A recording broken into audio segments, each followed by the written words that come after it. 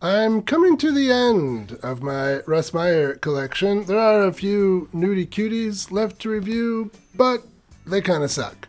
And there are those mockumentaries. They don't suck, but there's nearly no footage of those that can be shown here on YouTube, so this might be it. The last proper independent film from Russell Albion Meyer. Let's see if the collection comes to an end in that Russ Meyer way. On top.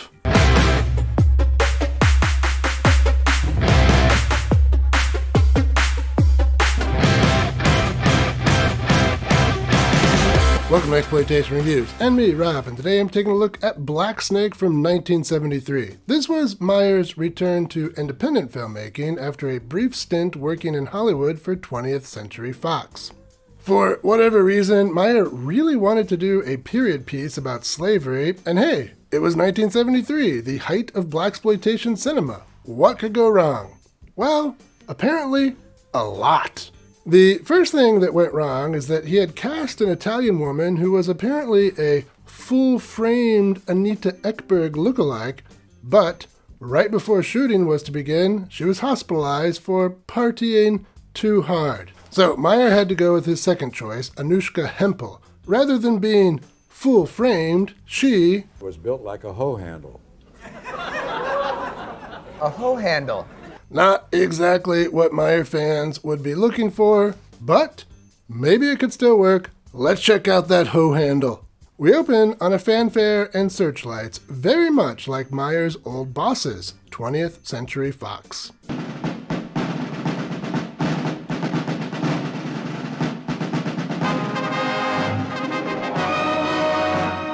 He might have been having a little fun at their expense here. And then, Tropical Island. A narrator tells us this place is one of the last bastions of colonialism, an obsolete lifestyle attempting to survive the irresistible force that is the desire humans have to be free. This will be a period piece taking place in 1835. And then we're into some stylish credits where we learn that Black Snake is the name for the overseer's whip. What do you call him? A black snake. Oh man, I was hoping Black Snake would be something else entirely. What we have here, little yellow sister, is a magnificent specimen of pure Alabama black snake. We also learned that there are plenty of mean racist characters in this movie. They say a certain word that tells you exactly what kind of people they were. So, with any luck, we'll get to watch them die before the film is over. The credits do end on a funny note, however. Poor white trash.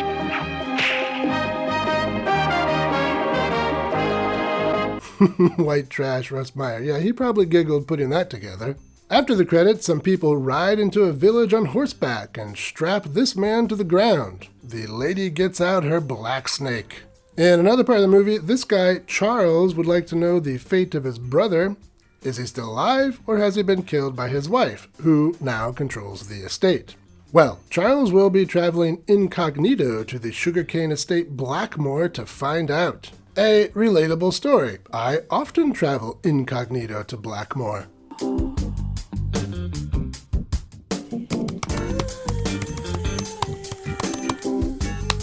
Oh, yeah.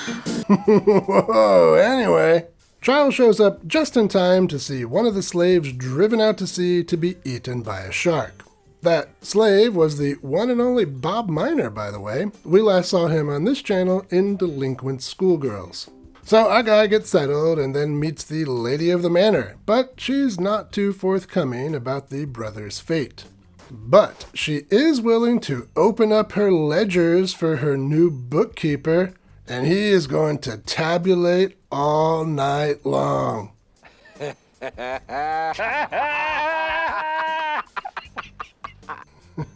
So dumb. They are interrupted by the overseer, and in the scuffle, some of Russ Meyer's favorite things are exposed. Floppily. Naturally, that's nothing you can see here on YouTube. Now, just work here. But of course, we don't have to stay here. Support the channel on Patreon and get access to uncensored, spicy versions of my reviews. Link is in the description. Also, during the scuffle, a rather large man shows up and gets involved. He seems nearly feral, as if he's been lobotomized. This is the long-lost brother, not dead, but changed. Oh, the actor who plays him, by the way, is David Prowse, who is most famous for being Darth Vader in the original Star Wars trilogy. He and Russ actually got along really well. In fact, it was Russ Meyer who first informed him that George Lucas had dubbed over his voice in the movies. So anyway, the brother runs off and the captain of the guard tells Charles to forget about what he has discovered. Well, there's plenty of drama and violence coming up, but that's enough out of me as far as plot goes. Let's talk some highlights. As with pretty much every other Russ Meyer film, there is some impressive photography here. In terms of shot composition, it's maybe not as stylish as Faster Pussycat Kill Kill, but there are still some cool images. Violent, disturbing, yeah, but still pretty cool. And as with many other Russ Meyer films, there is some funny stuff here. Bombastic in that Russ Meyer kind of way, but funny all the same. Your God ain't my God, old man. Mine's got balls. That's a really great line.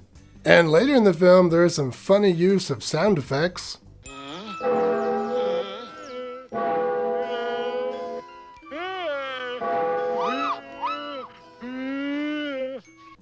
That's pretty messed up, actually. I like it. The acting is pretty good across the board. I really like the captain. I was surprised to see he didn't have much of a career. In fact, this was his last movie, and he only did like 3. And finally, this does turn into a slave revolt revenge kind of film, and I'm a big fan of those. Nothing better than watching slavers die bloody. Here, I would have liked maybe even more on-screen violence, but I always think that.